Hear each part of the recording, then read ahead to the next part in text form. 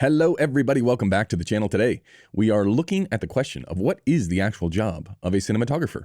My guess is that many of you will have a distorted view of the role of a cinematographer on set. Now, there's a broad range of projects that you can work on. There's lots of different areas you can work on as a cinematographer. I'm speaking specifically about the commercial world, which is where I do 99% of my work.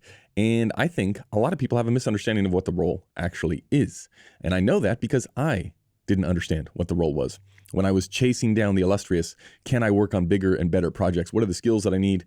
And what is the value that I bring to every project? Like, why are you there in the first place?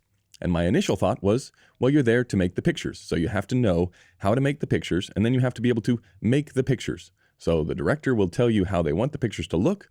You and the director will have a back and forth about what the style is going to be for the commercial.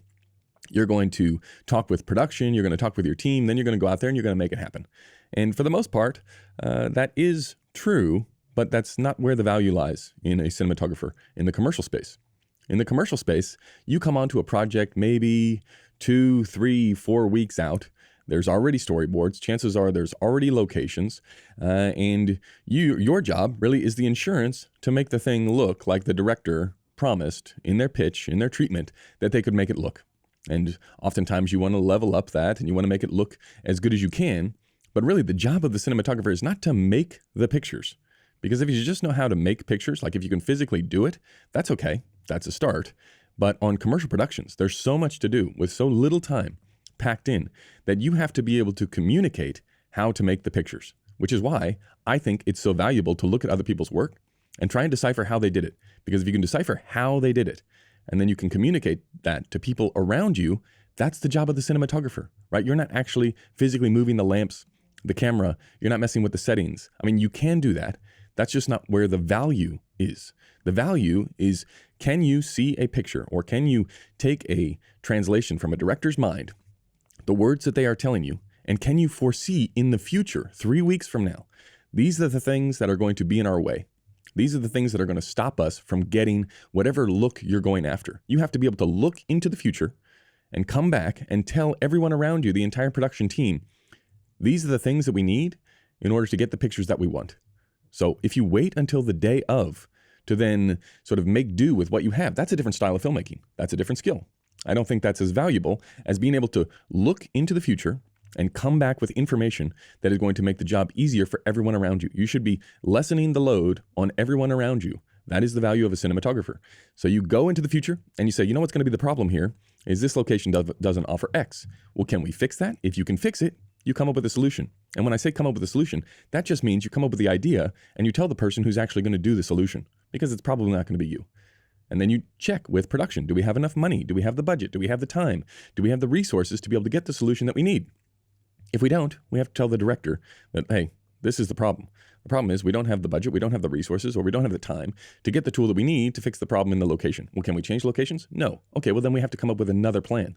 So you go into the future, you come back with information that is necessary to get the pictures that everybody wants. And when you're on set on the day, you know what you're doing? You're going, this is the picture that we want. Yes, this is good. Continue doing what you want. You have to be able to not just be able to make the pictures. That's like the foundation.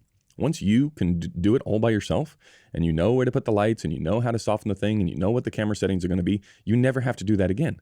Your job then becomes, I need to know how to make the pictures, but more importantly, I need to be able to communicate to other people how to make the pictures. I need to know what information I have to pass on that is the least amount of information to still be able to get the job done. And why do you need the least amount of information? Because film sets are time poor, right? You're going to be up against it. It's a hierarchy just like the military. It's like everybody has need to know information. If you pass on more, that's not doing you any good, right? That's wasting time, that's wasting energy, it's wasting resources. So you have to be able to look to the team around you, which is generally 4, maybe 5 individuals that are then going to disperse that information. So you have to be able to accurately describe exactly what you want and how you want it to be. Not so that the person can get this idea in their head of exactly how it's going to look, but that's so the person that you're passing on that information knows their job in order to contribute to the larger picture, because you are responsible for the larger picture. You're the composer, you're the conductor in the symphony that is the film set. So you're not actually physically on the tools. The job is communication. It's looking into the future seeing what the problems are going to be, anticipating what those problems are. If you can overcome them, finding the tools, finding the people that are going to make it happen. If you cannot overcome them, then it's about communicating with everyone around you that you cannot overcome them. And we're going to have to make a change in strategy. Now, what you want to do, if you're going to change strategy, what you want to do is you want to go in with, you never want to go in with a negative, no, we can't do this. That's it. Like, ta-da, there you go. No solutions. You want to go in with, no, we can't do this, but we can do X, Y, Z. And I think that Z is the best option because of ABC, right? We can do the alphabet if you want. That wouldn't be very fun. So that's the idea. The idea is, as a cinematographer, your value lies in being able to look into the future, say, this is what we need to get the job done. These are the problems. If the problems are insurmountable, well, then we need a change of strategy. If we need a change of strategy, you better come up with a change of strategy, because that is what is going to make you valuable on the day, on set, is to have all these problems figured out beforehand. You want to be able to completely control the sandbox that you're going to be working in. So if you're thinking about leveling up your projects, if you want to move on to bigger things, if you want to create better images, you're not going to be able to do it by yourself. You have to know how to do those things, but then the most important skill is communicating with those around you and getting the team prepared and having the tools that you need. All of those things are going to set you up. There's a reason why successful cinematographers, their projects continue to have the same look and feel and density and quality.